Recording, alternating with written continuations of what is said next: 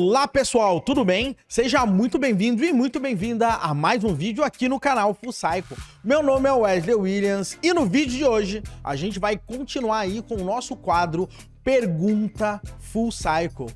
E no quadro de hoje, basicamente a gente vai responder aí algumas perguntas que tem tudo, mas tudo a ver para você desenvolvedor e desenvolvedora aí que querem desenvolver aplicações de grande porte.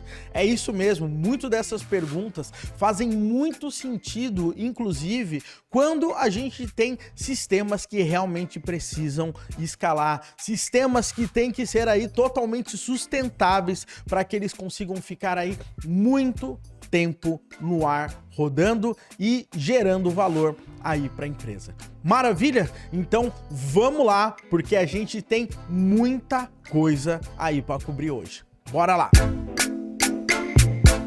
Bom, pessoal, e antes de eu ir direto ao assunto, eu gostaria de parar tudo agora e pedir para você se inscrever no nosso canal, ativar as notificações e aproveitar, dar um like nesse vídeo. Eu não tenho dúvidas, tá? Que se você fizer isso, você vai ajudar muito o nosso canal aqui. Então, dá uma moral pra gente, clica aí, dá um like, dá um joinha aqui nesse vídeo, porque eu sei que você vai esquecer depois disso. Então aproveite, seu dedo não vai cair e você vai ajudar demais a gente aqui. Maravilha?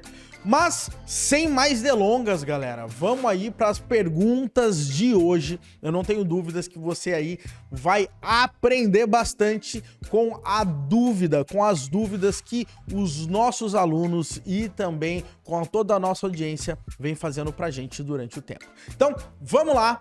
Pergunta número 1. Wesley, devo utilizar API Gateway no Kubernetes? Essa pergunta ela é muito bacana, né? Porque o que acontece? Se você hoje em dia já trabalha com Kubernetes, você vai perceber que, de forma geral, nós temos duas formas padrão assim para que você consiga receber as requisições externas. Uma forma é você criar um serviço do tipo Load Balancer e esse serviço ele vai gerar um IP externo para que todo mundo acesse ali aquele seu serviço baseado naquele IP. Legal? Uma outra forma que você tem é de você trabalhar com Ingress. O que o Ingress faz basicamente? Ele é uma espécie de um serviço, né, que quando você acessa determinados domínios ou determinados endereços, você consegue roteá-los ali para determinado serviço. E se você pegar alguns pontos aí, quando a gente está falando de Ingress, de fato, a gente tem algumas características que uma API Gateway acaba tendo, que no final das contas é receber a requisição e conseguir, baseado na URL ou em determinadas situações, fazer o roteamento delas para o serviço correto. Legal? Então, por padrão, a gente tem algo meio que parecido como uma API Gateway ali no Kubernetes. Porém, obviamente, uma API Gateway de verdade, ela tem muitos recursos que facilitam muito, mas muito mesmo, a nossa vida, tá? E aí, nesse caso, a gente tem algumas opções, tá? Hoje eu quero falar de duas opções que podem te ajudar bastante aí e que elas acabam atuando como uma API Gateway, tá? Então a primeira opção que você vai ter, que vai te ajudar também nesse ponto, é você trabalhando com um sistema aí de Service Mesh, e nesse caso eu tô falando do Istio, tá? O Istio, o que ele acaba fazendo nesse caso? Ele tem um componente chamado de Ingress Gateway, tá? E esse Ingress Gateway, ele é mais poderoso, tá, do que apenas o Ingress padrão, né, utilizando ali o Nginx que normalmente a gente tem no Kubernetes. Esse Ingress Gateway, ele permite que você utilize, tá, Virtual Services e Destination Rules para que você consiga fazer uma pancada de coisa.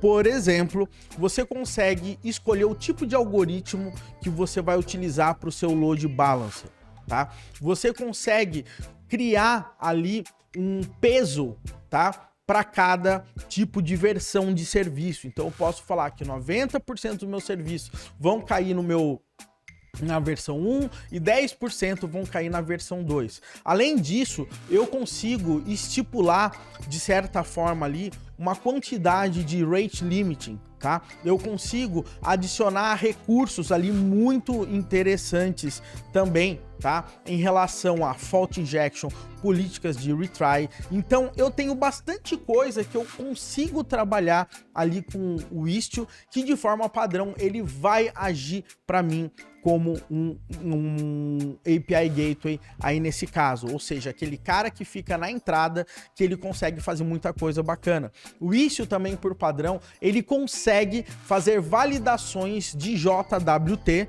para que a sua aplicação, por padrão, ela já consiga ser validada ali, a parte de autenticação já de cara, sem mesmo mandar para os serviços externos, para os serviços internos do Kubernetes. Então, assim, é uma boa opção porque você utilizando o Istio de forma geral, além de você ter esses recursos iniciais, e são muito mais recursos, você ainda ganha de lambuja um Service Mesh, e aí no Service Mesh você pode implementar Circuit Breakers, você pode fazer testes de Fault Injection, você pode realmente ajustar suas políticas de retry, e etc, tá? Porém, tudo vem com preço. O Istio, ele é mais pesadão, ele vai colocar mais carga ali na sua rede para conseguir trabalhar. Então, de forma geral, tá? Se você quiser apenas, tá, um Ingress Gateway, não necessariamente, tá? Eu recomendaria o Istio para você, tá? Porque o Istio ele acaba colocando mais coisas, tá, na sua aplicação. Caso você queira, o Istio ele vai ser uma boa opção, né, que você pode considerar para que você tenha diversos recursos que uma API Gateway tem ali na frente do Kubernetes.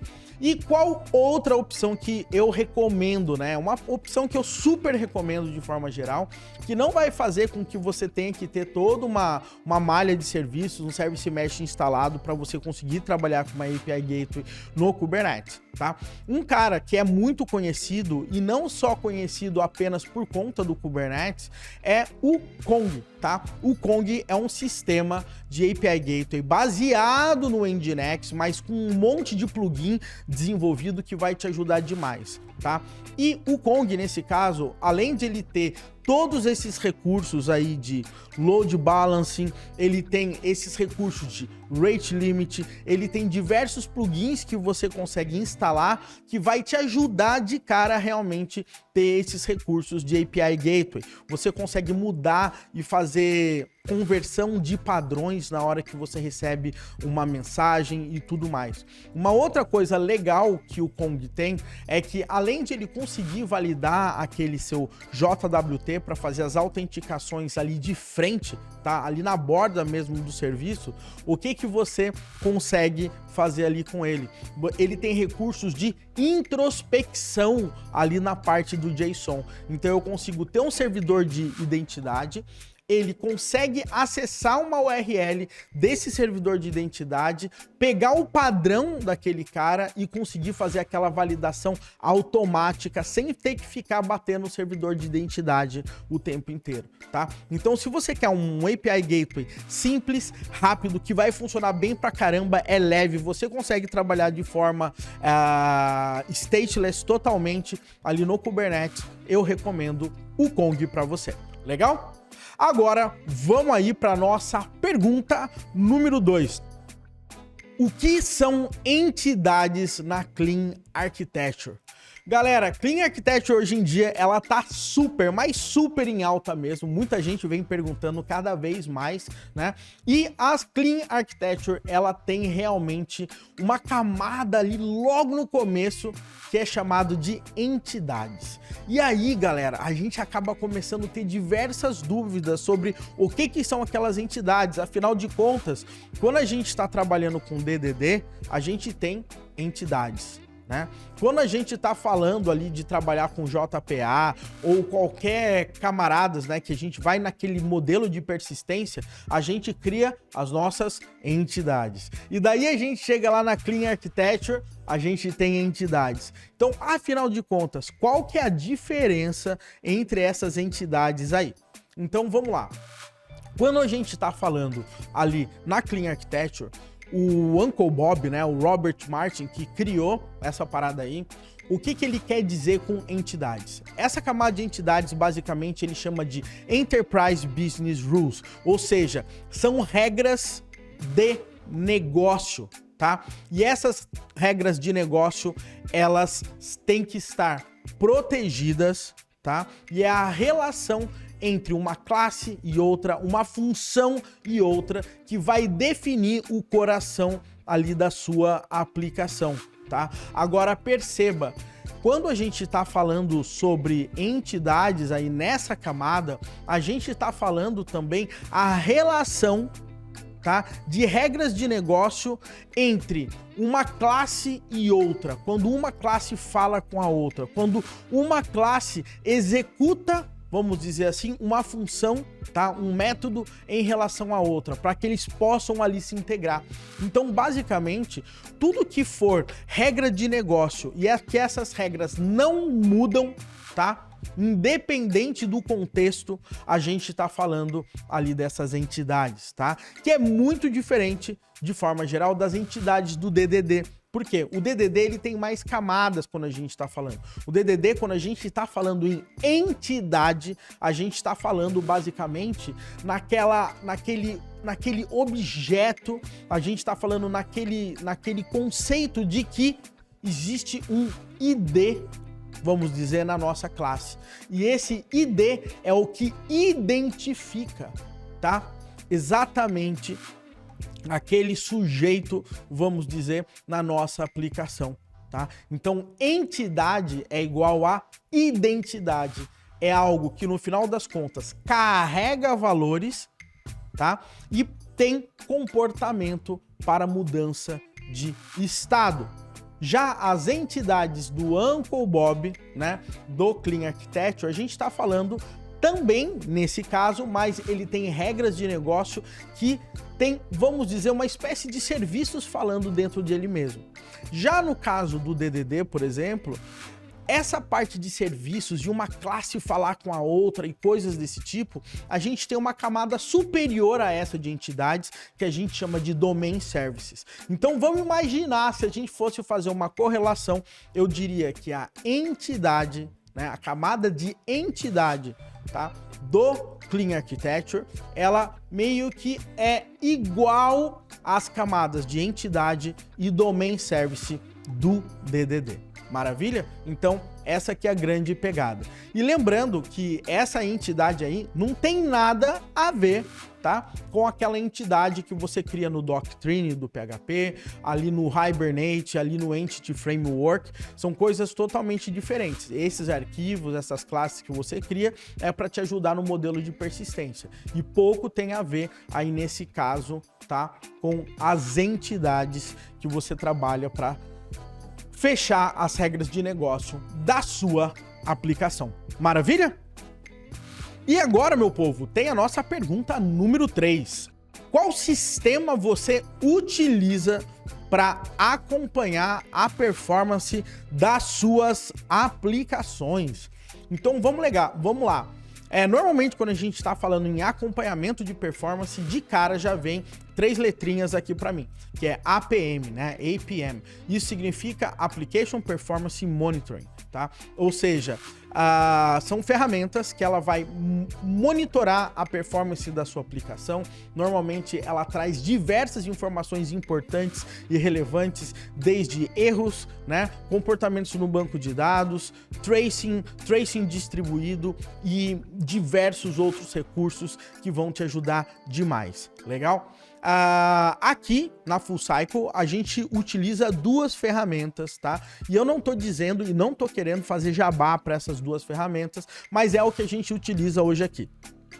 Uma dessas ferramentas, tá, é o Elastic APM, tá? O da Elastic. O Elastic APM, ele ajuda demais, porque o que acontece? Você instala uma espécie de agente ali na sua aplicação, ele fica pegando os dados, joga pro APM Server e você tem o Kibana, que é um dashboard, que você consegue acompanhar tudo, setar alarmes e um monte de coisa, né? Então você consegue ter diversas informações. Um outro cara, tá, que é super completão e ele tem algumas vantagens em relação ao Elastic, é o New Relic, que é o outro cara que a gente usa aqui. E por que eu digo vantagens em cima do Elastic? Quando a gente está falando de Elastic, o que você vai ter que fazer? Você vai ter que ter aí, pelo menos instalado e mantendo o Elasticsearch, você tem que ter aí pelo menos o Kibana, você tem que ter aí pelo menos o Elastic APM, tá? E quando a gente está falando desses três caras, são serviços que você vai ter que gerenciar ou mesmo vai ter que pagar um serviço gerenciado na Elastic Cloud para daí começar a utilizar, tá? De uma forma geral, você vai ser responsável por aquele deployment, tá? Já no caso do New Relic, basicamente, você contrata e instala o agente, muito parecido, mas aquilo ali é tudo as a service. Então você não tem que se preocupar com nada de infraestrutura, com servidor, com nada disso, tá? Você escolhe o seu plano e você sai utilizando e eles têm aí recursos assim fantásticos que vão te ajudar e muitas vezes até mais bacana do que o próprio Elastic APM, tá? Então eu gosto demais do New Relic, né? Ele te ajuda demais. Então ele consegue trazer para vocês as transações de banco de dados mais lentas, as mais rápidas, você consegue verificar erros, ele cria casos, né? Abre casos de problemas que estão acontecendo naquele momento, baseado ali nas métricas que você coloca, aí quando você reajusta aquilo, ele fecha o caso automaticamente, né? Então ele tem bastante recursos, principalmente nessa nova onda de SRE, de você conseguir ali ver o seu budget e tudo mais. Então, assim, o New Relic é algo, assim, bem bacana. Uma dica que eu vou dar em relação à parte do New Relic, tá? É o seguinte, se você tem um sistema que tá começando agora, ele não tem nem muito tráfego, né? E quando eu digo nem muito tráfego, menos de 100 GB de ingestão de dados mensais, o New Relic é uma ótima opção. Por quê? Porque até 100 GB, tá? Ali mensais, você não paga nada. Ele é gratuito. E depois você começa a pagar acima de 100 GB. Então é uma ótima sacada para você começar a ter uma ferramenta de APM e daí conforme o seu tráfego for crescendo, obviamente você vai ter que tirar o escorpião do bolso e começar a pegar. Legal? A pagar. Agora, existem outras soluções assim super consolidadas e conhecidas no mercado, tá? Você consegue pegar informações, por exemplo, utilizando o Datadog, que é muito conhecido. Você também consegue fazer diversas correlações e pegar diversas informações utilizando também quando os dados caem, são feitas a injeção dos dados no Splunk, por exemplo. Então, assim, tem diversas ferramentas hoje em dia que fazem isso. Basta você escolher uma delas, grande parte dos recursos todas acabam tendo e elas têm de formas diferentes de mexer, vai depender muito de como que você vai negociar preço disso, o quanto de responsabilidade você quer ter em cima dessa aplicação e o que você vai se identificar mais, legal? Então aí são algumas ferramentas de APM que você pode levar aí em consideração. Maravilha? E agora vamos aí para a nossa última pergunta de hoje, que é: qual a relação entre DDD e Clean Architecture? Ó, então, novamente aí caindo o tema de Clean Architecture aqui pra gente. Então é o seguinte, pessoal, eu queria que vocês refletissem comigo, tá? O seguinte ponto. Quando a gente tá falando de DDD, a gente não está falando só de código. Na realidade, o código, apesar de ter a ver com o DDD é algo muito mais grandioso do que isso. O que o DDD faz? Ele faz com que a gente consiga entender o problema que a gente tem para resolver. Ele nos ajuda a dividir esse problema. Ele nos ajuda a modelar esse problema.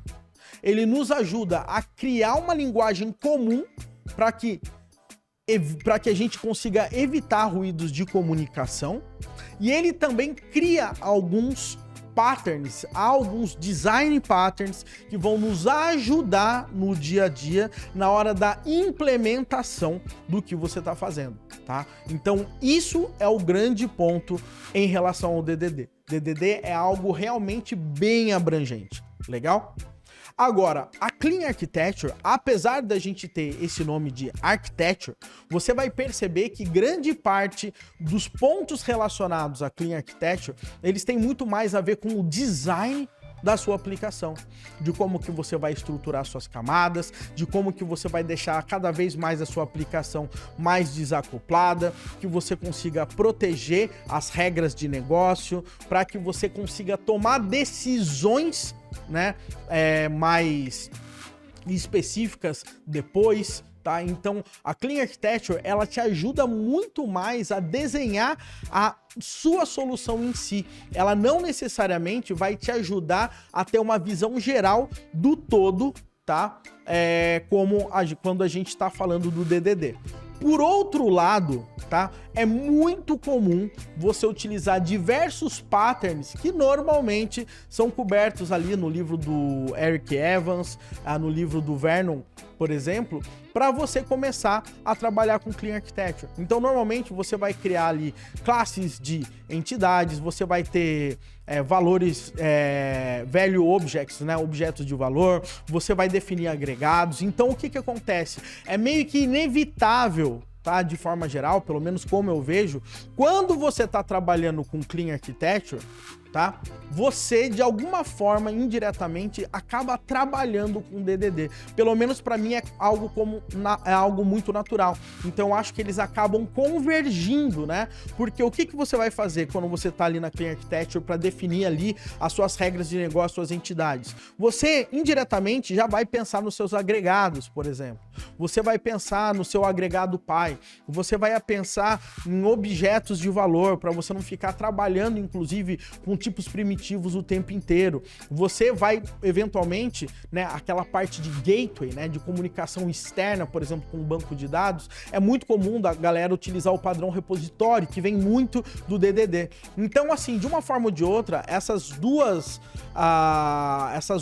eu não digo nem metodologias, mas esses dois approaches, né, eles acabam se convergindo, mas lembrando que o DDD, né, a abrangência dele é muito, muito maior do que necessariamente a Clean Architecture. O DDD, eventualmente, ele vai te ajudar a, por exemplo, ter um ponto de partida para você dividir sistemas em microserviços. Já o Clean Architecture, ele vai focar especificamente em um sistema. Então, eu acho que essas aí são os grandes pontos de diferença ali. Mas, de uma forma ou de outra, é muito comum, tá? Uma pessoa que trabalha com Clean Architecture utilizar conceitos e padrões do DDD para conseguir desenhar melhor as suas aplicações. Maravilha? É tudo por hoje, né? Foram quatro perguntas aí bem profundas, né? Eu espero que eu tenha conseguido dar uma visão aí geralzona para vocês e tenha contribuído, tá, para o seu conhecimento cada vez mais. E se esse vídeo fez sentido para você, tá? Se ele agregou algum valor para você, novamente eu queria muito te pedir para você deixar um joinha aqui pra gente. Vai nos ajudar muito aqui no canal. Não esquece, segue o canal, tá? Ativa as notificações, segue a gente lá no Instagram também, é @devfullcycle, e até o nosso próximo vídeo aqui no canal Full Cycle. Um grande abraço e até a próxima.